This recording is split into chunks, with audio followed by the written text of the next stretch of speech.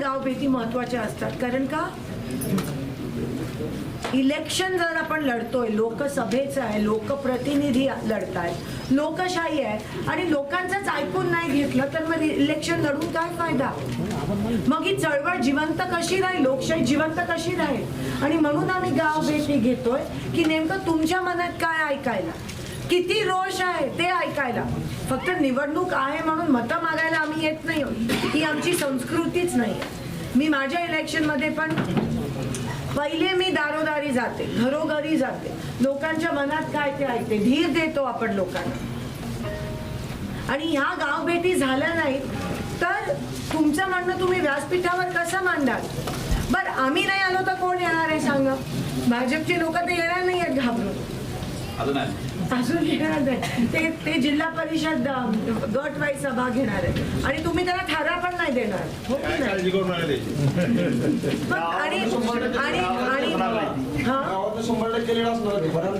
धन्यवाद. पण त्यासाठी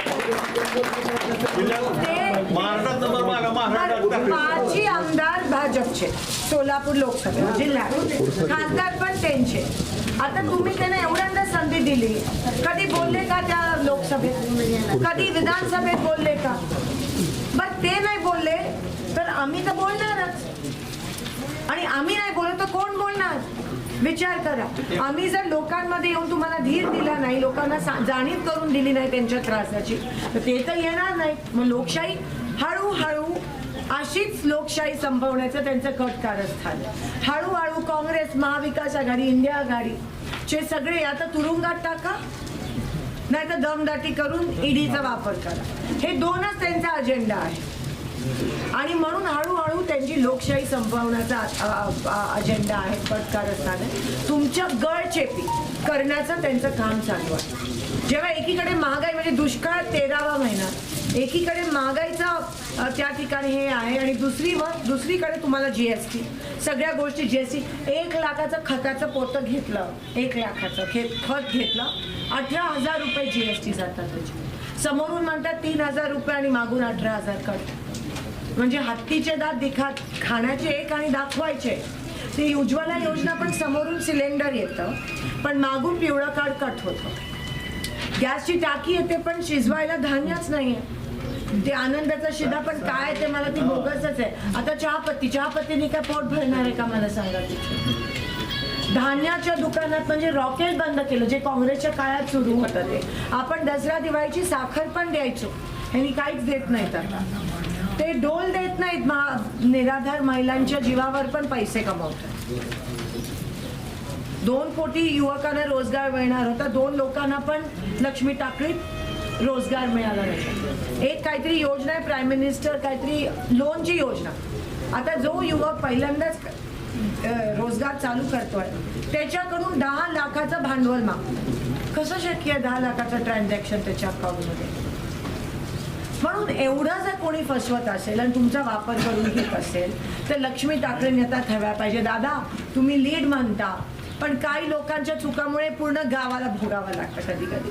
म्हणून लीड नाही. आणि जसं मगाशी म्हणले ही लढाई माझ्या एकटीची नाही आहे, हे आपली सगळ्यांची लढाई आहे. लोकशाही वाचवण्याची लढाई. ज्या लोकांना तुम्ही 2दा चान्स दिला, 2दा खासदार बनवणं किती मोठी गोष्ट आहे. सत्ता त्यांची, निधी त्यांची, मंत्री त्यांचे, पंतप्रधान त्यांचे, एकदा पण बोलले नाही संसदेत. त्या संधीचं सोनं करून दाखवायला किती कोट्यावधी निधी खेचून आणू शकले असते तुमच्यासाठी. हा एवढी निधी आणू शकले असते खासदार तुमच्यासाठी.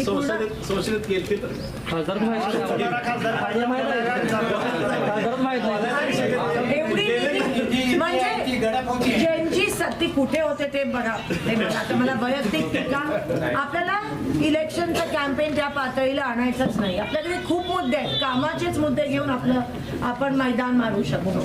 तर ते त्या खाली कशाला यायचं. तेवढं खाली एवढी संधी दिली, त्या संधीचं सोनं करू शकले असते. केवढं काय करू शकले. खासदार शिंदे साहेब होते तेव्हा केवढं काय केलं. पाईपलाईन आणली, एनटीपीसी. त्या एनटीपीसीमुळे आजूबाजूच्या तालुक्यातले एका घरातला माणूस नोकरीला आहे. आणि भाजपवाले म्हणत होते इतके अशिक्षित की एनटीपीसीने तापमान वाढतं. तेव्हा परमेश्वर म्हणजे टीका करायची म्हणजे काही बोलायचं का. आणि उजनीची पाईपलाईन आणली, एवढं सगळं काँग्रेसच्या काळात विमान सेवा सुरू झाली. बाकी सोडा किंगफिशर आहेत, ह्यांनी ते तातडीत चिमणी पाडली, अजूनही यांचं विमान टेक ऑफ लँडिंग वरच चालू. एक फोन कॉल असतो, ज्योतिरादित्य सिंधिया आमच्याकडूनच पळून गेले, तिकडे नेलं. एक फोन कॉल असतो की विमान सेवा, एअरपोर्ट पण आहे, फक्त सेवा सुरू करा. आता ते इंडिगो ते बाकीचे करतात तसं करायचं नाही, इच्छाशक्ती नाही आहे, फक्त सत्ता पाहिजे होती त्यांना. आणि आता तर ते कोणीतरी ते उमेदवार का कोणीतरी म्हणालं आम्ही फक्त 8 दिवस येतो आणि लोक निवडून देतात. म्हणजे एवढा अहंकार जे तुम्हाला गृहीत धरलंय. अहो, लोकांचा एवढा अपमान करता तुम्ही, लोकशाही ज्यांच्या जीवावर तुम्ही मजा करता आणि त्याच लोकांना तुम्ही असं गृहीत धरता. म्हणजे यांना अजून वाटतं की त्या एका चेहऱ्यावर तुम्ही त्यांना निवडून देणार आहात, पण तो चेहरा पण आता फसवा ठरला ना.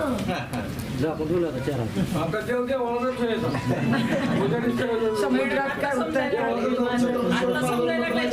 आता समजा लागला. आणि म्हणून आम्ही अजून ते समजवण्यासाठी या गावभेट दौरा करतोय, कारण का आता ही चळवळ आहे. तुम्हाला माहिती आहे इलेक्शन राहायला नाहीये, ही चळवळ राहिली. म्हणजे जसं ब्रिटिशांच्या काळात एक चळवळ होती ना, तशी ही चळवळ आहे.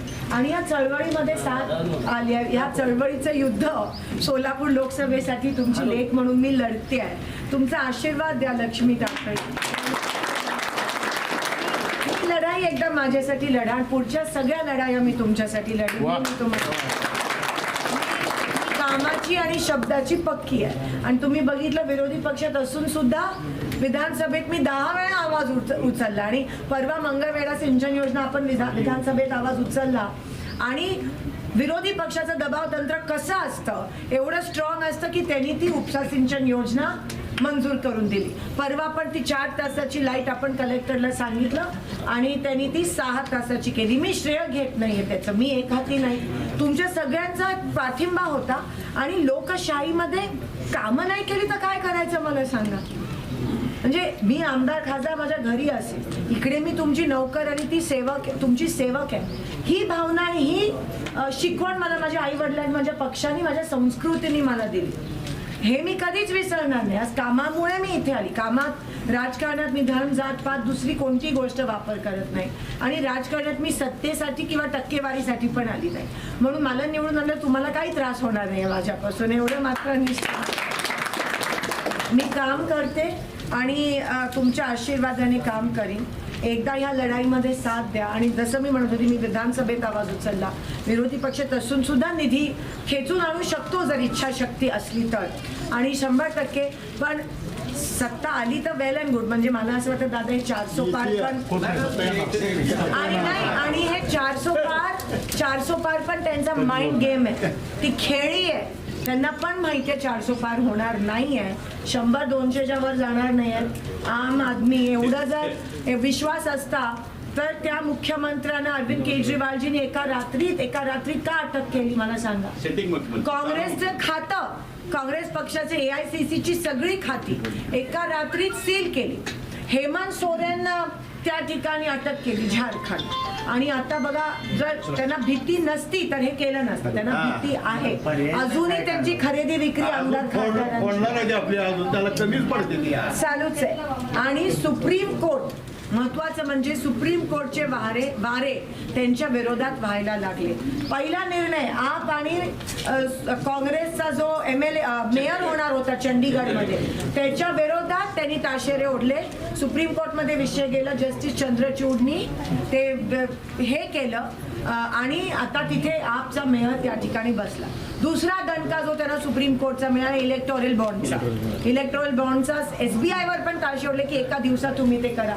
हे सगळं आपल्या समोर आहे. ज्या दिवशी ज्या कंपनीवर रेट टाकली EDची, त्याच कंपनीने दुसऱ्या दिवशी त्यांना 1,500-2,000 कोटीचं डोनेशन भारतीय जनता पक्षाला दिलं. तुम्ही सुज्ञ आहात, तुम्ही ते घेऊन बघा, तुम्हाला बरोबर ती टॅली कळेल. आणि तिसरा महत्वाचा निर्णय सुप्रीम कोर्टने त्यांच्या विरोधात दिला काल परवा, EVM आणि VVPATचा. निवडणूक आयोगावर EVM आणि VVPAT म्हणजे तुमचं मशीन आणि ती चिठ्ठी जी निघते पावती, त्याचं टॅली झालं पाहिजे असा तो निर्णय गेला. म्हणून जेव्हा कोर्टाचे वारे त्यांच्या विरोधात वाहतात तेव्हा तुमची जमेची बाजू होते. म्हणून निश्चिंत राहा, हळूहळू ते होत चाललंय. पण ही निवडणूक मेक ऑर ब्रेक, आर या पार असणार आहे. आणि खरंच लोकांनी हातात घेतलंय. मगाशी कोणीतरी म्हणालं, त्या पद्धतीत लोकशाही टिकवायची असेल,